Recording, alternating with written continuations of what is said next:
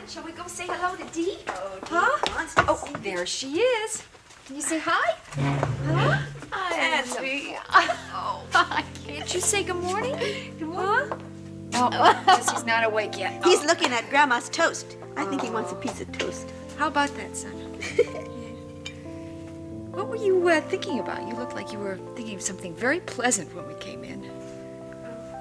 I was just thinking about something that happened at work yesterday. Speaking of work, I better get there, else I'm going to be late. Come on, I'll take it. Bye. Sit over here and have your toast. Bye-bye. Bye-bye. Have a good day, honey. Thanks. There you go. Oh, boy, I saved a little extra room. So what else did Lisa say? No, she loves being in New York.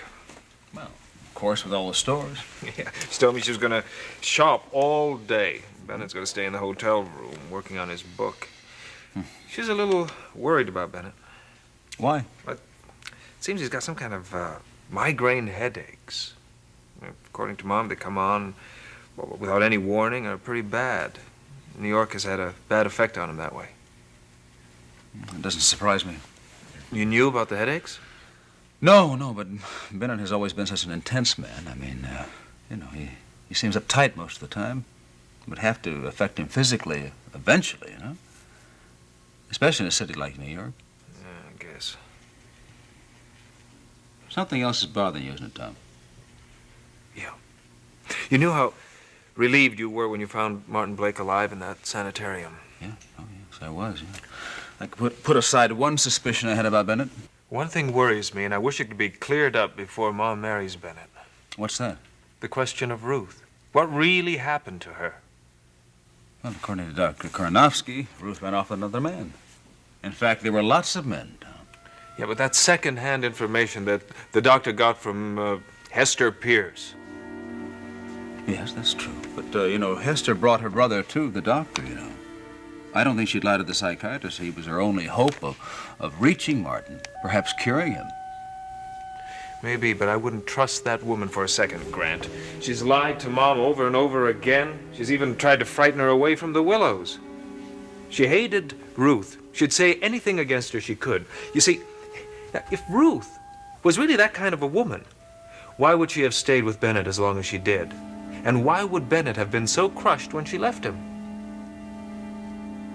You have a point.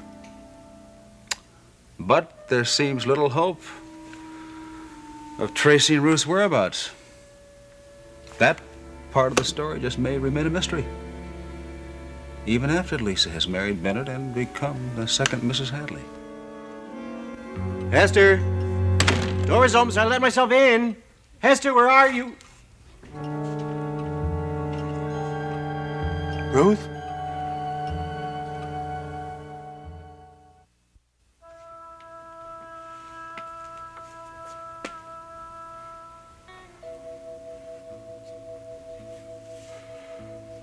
Hester. Oh, good heavens, you certainly gave me a fright. When I saw you from a distance going into this room, for a moment I thought it was... How are you, Henry? Well, I'll be all right after I get over this little surprise. Huh.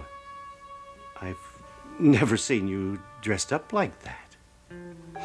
Do I look so different, Henry? Well, it's not like you to wear a dress like that. Because it's so feminine? Done something with your hair. Yes, I have. I know I'm a very plain woman, Henry. I've always known it. I didn't say that, Hester. You didn't have to. All my life, I've wished I hadn't been born so plain. If I'd been a woman like Ruth, or like Lisa Coleman, maybe Bennett would have loved me the way he loved them. Hester, you mustn't say things like that. Why not? It's not good to think that way. The thoughts are in my mind. I might as well say them. Why are you dressed up like this? I was here all by myself. I found this dress hanging in the closet, and so I tried it on. It was one of Ruth's, wasn't it? Yes. But it's not hers anymore. She's gone now. Oh, they had a terrible fight, Bennett and Ruth, about this dress. I'll never forget that fight. She brought it to wear when she was going to sit for her portrait. They fought about the dress? Bennett hated it. He said she looked like a harlot, not like his wife. Of course, he didn't stop loving her, did he? So I tried it on, I fixed my hair, and I looked in the mirror. I could see the answer there for myself. Hester, I've always known how you felt about Bennett. Probably more than you should have. And I've known that the depth of your feeling has probably not been suspected by Bennett. Oh, I think that he has suspected it. I think that he's known. But he didn't care. And I know that it has caused you much unhappiness. Yes. It's made me unhappy.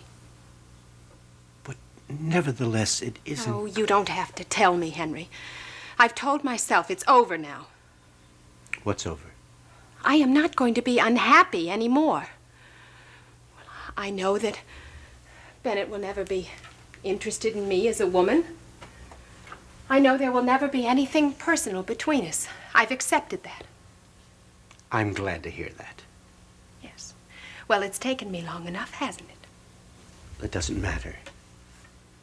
If you accept that now, it's going to be much better off for you. Lisa Coleman has become the center of Bennett's life, just as Ruth was before. Yes, but I hope that the relationship is a better one. How can it be? Well, I think Lisa is a very sensible person. I think she's very much more aware of things than Ruth was. And I think that Lisa's genuinely in love with Bennett. I think it could be a good marriage. You don't know. What? You should have sent her away. What are you saying? I tried my best to talk Bennett into sending her away. Lisa? Why? With her around, that insane jealousy will be stirred up in him again. You've seen that jealousy before, Henry, but not the way I have. I thought it was put to rest when Ruth...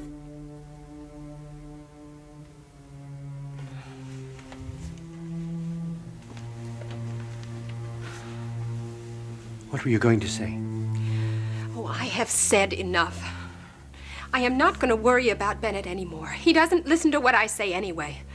Nothing I can say or do will make him consider what might happen after he's married to Lisa, when he thinks he owns her.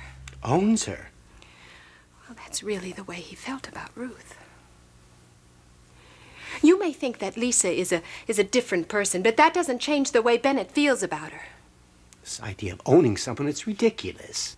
I know. But that's what happens when Bennett falls in love.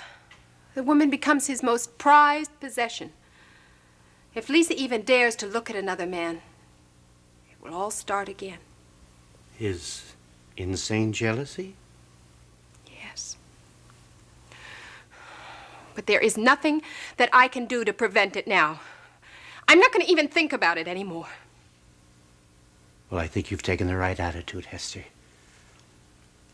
It doesn't do you any good to torture yourself about things that you cannot change. It will only bring on another breakdown. Just as long as you accept the fact that Bennett is in control of his destiny, and you don't have to worry about him. I'm not worried about him now. It's Lisa that I'm worried about. She loves him so much she can't see the terrible change that lies ahead.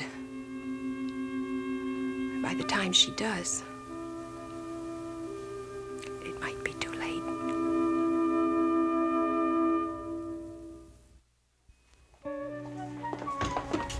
Valerie, I can't thank you enough for picking up the turkey for me at the Hollister Farms. It is a beauty. Good. I'm glad you like it. Well, I was dropping Nancy's off, and I thought I'd bring yours while I was on my way. I'm awfully glad you did. That way we can all have a nice visit before I go off to work. Yes, we can. Oh, I was going to come by last night. As a matter of fact, Ralph drove me in after dinner, and we stopped by, but all your lights were out. Oh, well, we were over here for dinner. Oh. But you didn't leave that late. Well, I know we didn't. And then Kate wanted to come by leaving later on after we left Mary's, but I thought it was a little too late by then. I think it's probably just as well you didn't stop by. Betsy and I had a long heart-to-heart when we got home last night, and after that, things were a little bit strained. Oh. Is something wrong, Kim? To be perfectly honest, yes. It seems that while I was out of town, Betsy and her friend Lois had a big party at our apartment. Oh. I can't believe that. And neither could I at first. Are you sure? Oh, yes. Kim, how big a party was it? Well, I don't really know for sure, but it was big enough for the neighbors on both sides to complain about the noise. Oh, that's what that was all about. You mean you had no idea she was going to have a party when you were away? None. Of course, you know, she did this one other time, she and Lois. There were only 2 boys involved that time. That was the night that John walked in and found them dancing and Right. drinking wine.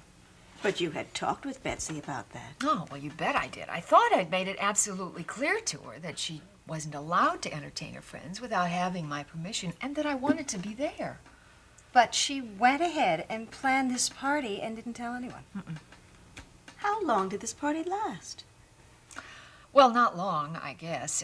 Fortunately, Melinda and Matt stopped by to water the plants. That was the end of the party. Sure. Was there drinking again? Yes. Betsy said they had a keg of beer. She didn't have any, but still it was wrong and she knew it. So unfortunately, I've had to set up some pretty stiff ground rules for her. She absolutely must learn to handle responsibility now. You know, it can't be put off. I just feel awful that this happened when Betsy was with us. David and I were responsible for her, and we had no idea that anything like this was going on. Ellen, I don't blame you for what happened. Well, I blame myself. I should have been more alert. Oh, my goodness, that's impossible. How could you possibly check on the whereabouts of a teenager every minute that they're out of the house? You couldn't. Besides which, you shouldn't have to. You should be able to trust them. And Betsy's broken that trust, and until she earns it back, she's going to have to live with these rules. I just wonder how much Lois had to do with all this. Oh, plenty. You can bet on it. Even Kate said she didn't think Lois was a very good influence on Betsy. She said she thought she had some really grown-up ideas. Well, I'm inclined to agree with her.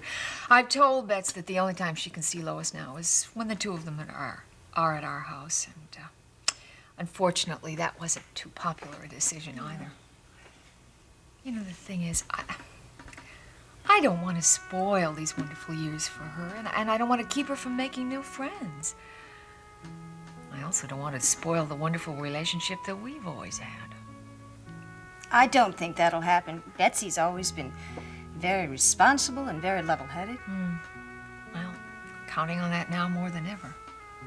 How was Betsy this morning? Oh, polite and very reserved. She wanted to go out after school tonight with Lois and her other friends, and I told her she absolutely had to come straight to the bookstore.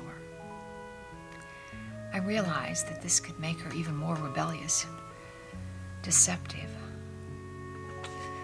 I just pray that that doesn't happen. Unbelievable. I've never seen Kim so... She's definitely not letting you come over my house anymore? Not even to study? No, only at my house. Oh, I hope my mother doesn't start asking questions. How come your friend Betsy doesn't come over here anymore? She's such a nice girl. I'm going to have to think of some good excuse because it's just like her to go call your stepmother. If she does, I'll really be up a creek. I'll never get out at nights. Sorry. Well, that doesn't help. What reason can I give my mother that you're not coming over anymore? I don't know, but I'm not going to lie. Not ever? No. You know what I think? You're overreacting. Lois, you heard what Kim said, though. Who cares what Kim said? She's being unfair. Those rules of hers are coming out of the Dark Ages. If you knuckle under them, you're going to lose Jamie and every other friend you've made so far. You'll end up just like you were when I met you, remember? Lonely and different. But if that's what you want... Hey, listen, I've got to get to class.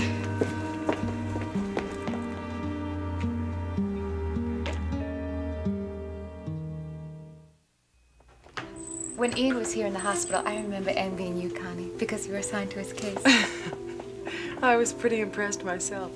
I know a lot of girls out there would like to be able to see Ian McFarland any time of day or night, if you know what I mean. Well, I work with him every day now, too. Well, I guess it's my turn to envy you, Dee. Hey, listen, while you're here, you ought to stop by the main office and pick up his fan mail. There's a whole huge stack of it down there. Okay, I'll do that. It just keeps pouring in. I suggested that they take out an ad in the paper to tell people that he's not in the hospital anymore. Hi, Dee. What are you doing here? Ian had to come here for a checkup. Did you drive him over? No, we walked. Ian's supposed to have a mile walk every day. You take it with him? Yeah. Why not? It's fun and it's very healthy. It's not going to be once the snow starts. Well, I don't know about that. How'd your classes go today? Good. You know, I think I'm going to finish out this semester with an A average. I'm not surprised. You always wear the brains in the family. Hi, Annie. Dee. Nice to see you, Doug. Hi. Did Dr. Ferguson leave an envelope for me? Right there. Sometimes I really don't understand you. What do you mean? Well, you were just so pleasant to Doug just now. I'm not going to let it bother me anymore. Well, it bothers me every time I see him. I can't believe you still don't wonder why he broke it up with you so abruptly. I'm trying not to think about it. It doesn't do any good to wonder. It doesn't help to... Well, it's great to see both my daughters here at the same time. Hi, Dad. And with your current work schedule, that's almost an impossibility. Now, you can't tell me I'm working too hard. I'm just relaxing, talking to my sister. Well, I know why you're here. I'm running some tests for Bob on Ian McFarland. Actually, there is something I could do while I'm waiting. Pick up Ian's mail in the main office. If he's looking for me, tell him I'll be back in a little while. Okay. Well, I'm glad to see her in such high spirits. I am, too. Hello, Doug. Hi, David. Listen, excuse me. I was wondering if you could spare some time this afternoon. I need to talk to you. Well, I can now that my able assistant is here. I think that's a hint for me to get to the lab. No. Well, I'll go soon. Doug, I just wanted to wish you a happy holiday tomorrow. Oh, thank you, Annie. Are you and Marcia planning a big dinner? No, just a few people. I have to come in and work part of the day. Well, I'll see you at the lab. Okay. Connie, if Dee comes looking for me, tell her I couldn't wait. And tell Mr. McFarland to wait here for her. She'll be right back. Okay, will do. Listen, Annie, Yes? I appreciate the good wishes. I mean, things have been so strained between us lately. Doug, I don't believe in holding... What's wrong? Your wife just got off the elevator.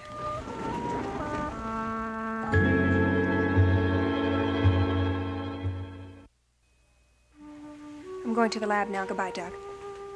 Okay. It's always so interesting to drop in here at Memorial. You never fail to see something interesting. Okay, Marcia, why don't you just come to your point? The point is simply that I thought you'd given Annie up in order to avoid a possible scandal. But perhaps I was wrong, huh? Why are you here? I have a meeting of the fundraising committee. I have my duties here at Memorial, too, remember? I'm glad I ran into you. I know you're still working late nights. That's right. Well, you're going to have to readjust your schedule tonight because, for a change, I won't be home until quite late. Oh, where are you going? I accepted a dinner invitation from the DeHavens. By yourself? Yes. Well, it seems odd, doesn't it? Didn't they ask both of us? No. I told Mrs. DeHaven you wouldn't be available. That's true, isn't it?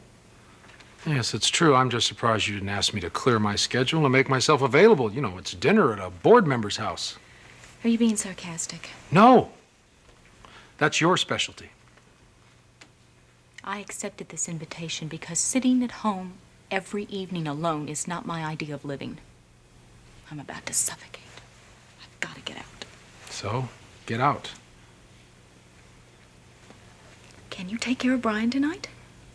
I'll be happy to. Is there anything else? No, I'm sure you have all sorts of other things to attend to here. I do.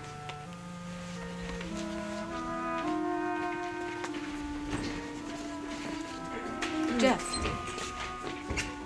Oh, hi, Marcia.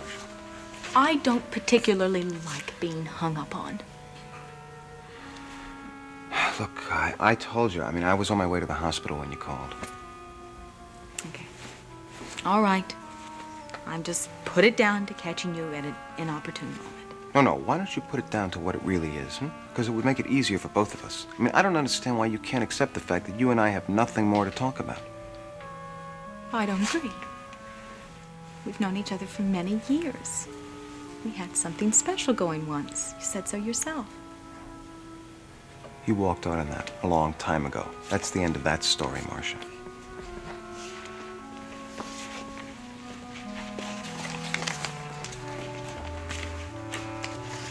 You haven't ever really forgiven me for walking out on you, have you?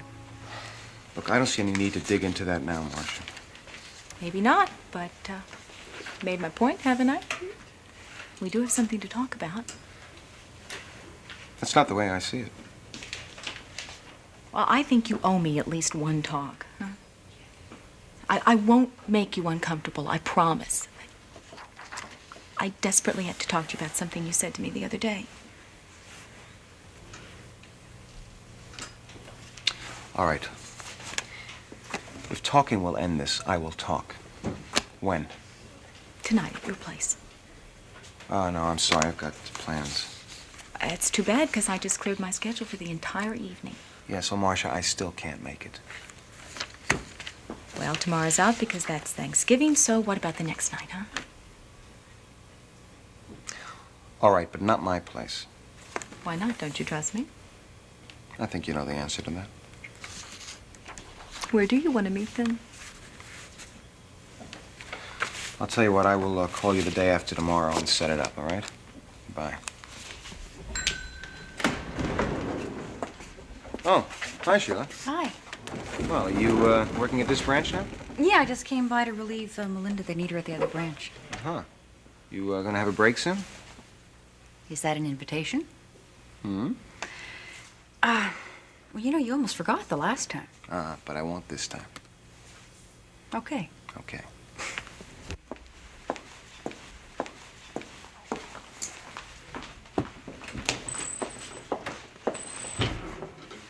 Connie, would you post these for me, please? Oh, yeah, right away. Oh, hello, Barbara. Hello? Gee, I haven't seen you since I ran into you up here when you were on your way out to lunch with Tom. How have you been? Just fine. I can see you're just fine. I've never seen you looking better. Thanks. It seems like my whole life is just kind of going perfectly. And I think that this Thanksgiving is going to be one of the best in the true sense of the word. I'm glad to hear it. Well, I wish I could talk more, but I just brought these books up to drop off for a patient. Okay. See you soon.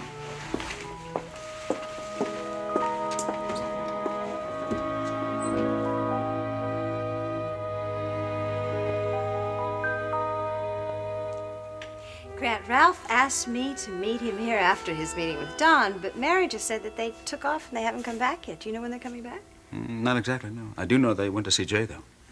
Oh, how's that coming? Well, Jay has a lot to account for still. Donald went to see the suppliers that Jay's worked with, and, Valerie, there are some pretty big discrepancies. Oh, dear. Are they going to confront Jay with this? They want to face him with it, John. Hope they can straighten it out. Boy, I hope they can. I hope they can do it amicably. I hope so, too. But you know the trigger temper Jay has.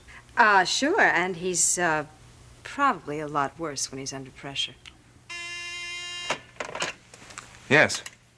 Yeah, I'll put him through. Hello, Don. Yes, Valerie's here talking with Grant.